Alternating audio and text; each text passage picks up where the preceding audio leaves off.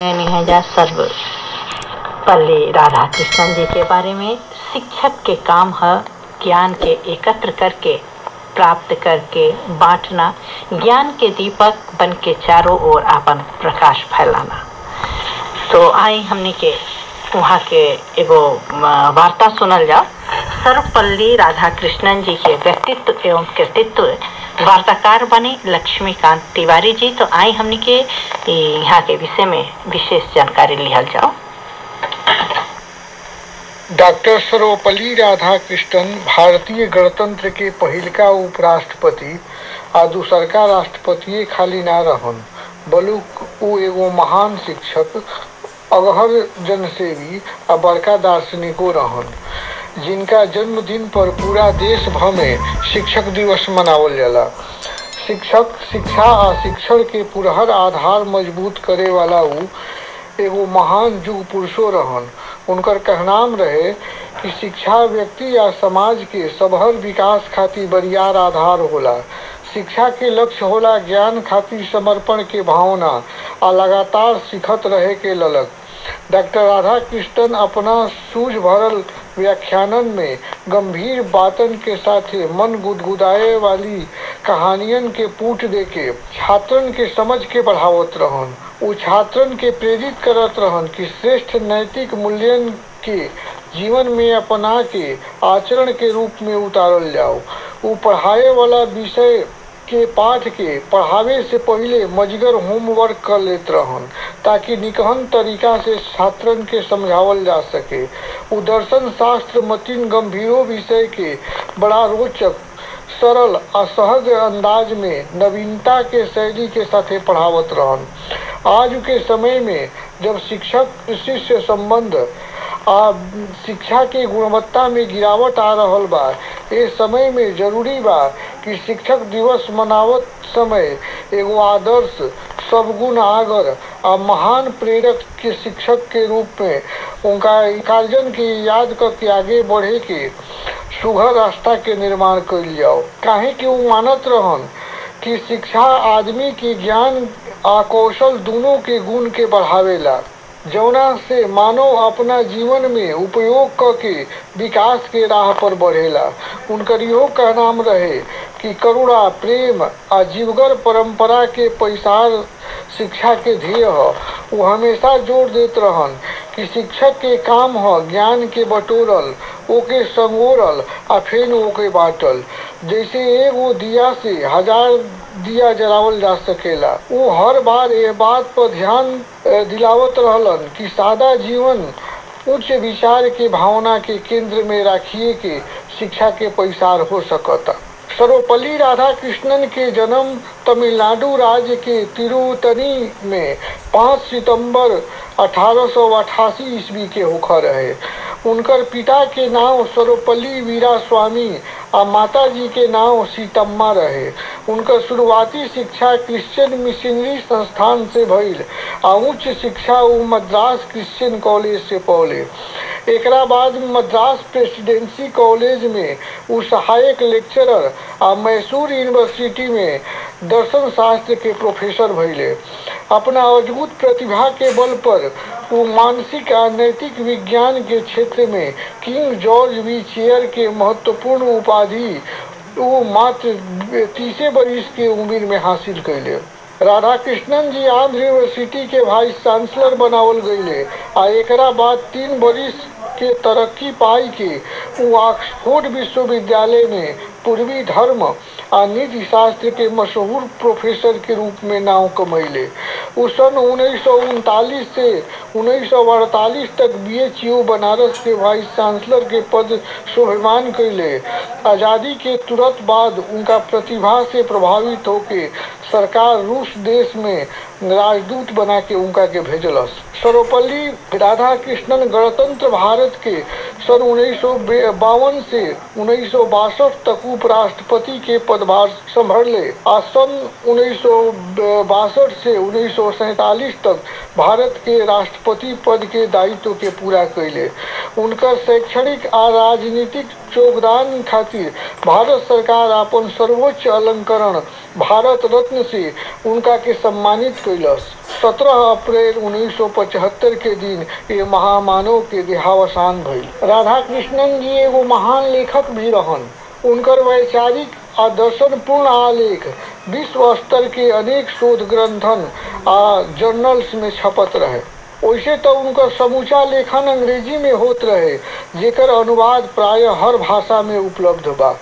उनका ग्रंथन के नाम है Bhagwat Gita, an idealistic view of life, Hindu view of life, Gandhi श्रद्धांजलि ग्रंथ, भारत और चीन, आज का भारतीय साहित्य, आध्यात्मिक साहचर्य, सत्य की खोज, रविंद्र दर्शन, भारतीय दर्शन का इतिहास, स्वतंत्रता और संस्कृति आदि।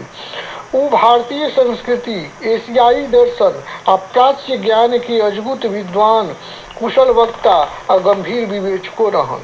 राधा कृष्णन जी बहुमुखी प्रतिभा के धनी रहन। वो एगो गंभीर शिक्षा शास्त्री भी रहन। वो भारतीय दर्शन आ पाश्चात्य दार्शनिक विचारन के बीच मनुष्यता के पक्ष में अद्भुत विचारन के संयोजन करत रहन। शिक्षा शास्त्र में शिक्षक प्रशिक्षण खातिर उ जौन शिक्षण अधिगम प्रक्रिया के सिद्धांत स्थापित कैलन, उ शिक्षण प्रक्रिया आ बाल केंद्रित शिक्षा पद्धति खातिर एगो मील के पत्थर साबित भइल। उनकर मानना रहे कि एगो शिक्षक के व्यवहारिक पक्ष शिक्षा क्षेत्र के सबसे मजगर आधार होला आ शिक्षक के हमेशा निष्पक्ष भाव से बच्चन के शिक्षा देवे के चाही। शिक्षा के तार जिज्ञासा और ललक से जुड़ेला। गीता में कहल गईल बा कि श्रद्धावान लभते ज्ञानम, माने जेकरा पास श्रद्धा होला ओकरे के ज्ञान मिलेला। जिंदगी के अनुभव से पावल ज्ञान से मानुष सब कुछ पा सकेला। शिक्षा के उपयोगिता अपना शैक्षिक दर्शन पर आधारित शिक्षण अधिगम कार्यक्रमन के चार भाग में बांट के समझे और समझावे के कोशिश कैले बारन। शिक्षा के अर्थ आ स्वरूप, शिक्षा के उद्देश्य, शिक्षा की आवश्यकता आ महत्व आ शिक्षा खातिर पाठ्यचर्या। उनका कहनाम रहे कि शिक्षा सीखे सिखावे के वो लगातार चले वाला सिलसिला हो, ये आत्मा के साधना हो। सच्चा दिल से कईल अध्ययन मानवता के सही मूल्यन के बढ़ंती करेला। भारतीय शिक्षा शास्त्री के रूप में उनकर शिक्षा विषयक अवधारणा उनकर प्रतिपादित शिक्षण अधिगम प्रक्रिया के आजो बेसिक शिक्षण पाठ्यक्रम में एगो अनिवार्य और उपयोगी विषय के रूप में पढ़ावल जाला। राधा कृष्णन जी के रचित शैक्षिक उपागम अपने आप में एगो मजगर आ प्रेरक कार्य क्षेत्र बाटे। उ छात्र संकल्पना, शिक्षक संकल्पना, छात्र शिक्षक संबंध, सामान्य शिक्षा, उदार शिक्षा, व्यवसायिक शिक्षा, अध्यापकन के शिक्षा, धार्मिक शिक्षा, स्त्री शिक्षा आ विश्वविद्यालय शिक्षा पर अपन जौन विचार जाहिर कैले बारन, वो आज के समय समाज आ देश काल की स्थिति खातिर उद्योग करे लायक बाटे। विश्वविद्यालय अनुदान आयोग के अध्यक्ष के रूप में अपन जौन दृष्टिकोण रखलन, ओकर महत्व आजुओ बा। वो भारतीय दर्शन के तत्व ज्ञान, तर्क विद्या पर बल देत नैतिक मूल्यन और संस्कृति के रक्षा करे के शिक्षा के आधार मानले बारन। वो राष्ट्रभाषा के महत्व पर जोर देत रहन, बाकी अपना मातृभाषा में प्रारंभिक शिक्षा दिलवावे खातिर ज्यादा ध्यान देवे के पक्षधर रहन। राधा कृष्णन जी के शिक्षा संबंधी विचारण के शैक्षिक अधिगम प्रक्रिया के मुख्य उद्देश्यन के आज के प्रसंग आ संदर्भ में देखल जा सकता, जैसे शिक्षा उपागम संबंधी उनकर विचारण के अध्ययन, शैक्षिक जगत में उनका महत्व पर योगदान, शिक्षा उपागम के अनुसार पाठ्यक्रम के व्यवस्था और शिक्षा उपागम संबंधी उनका विचारण के वर्तमान समय में प्रासंगिकता।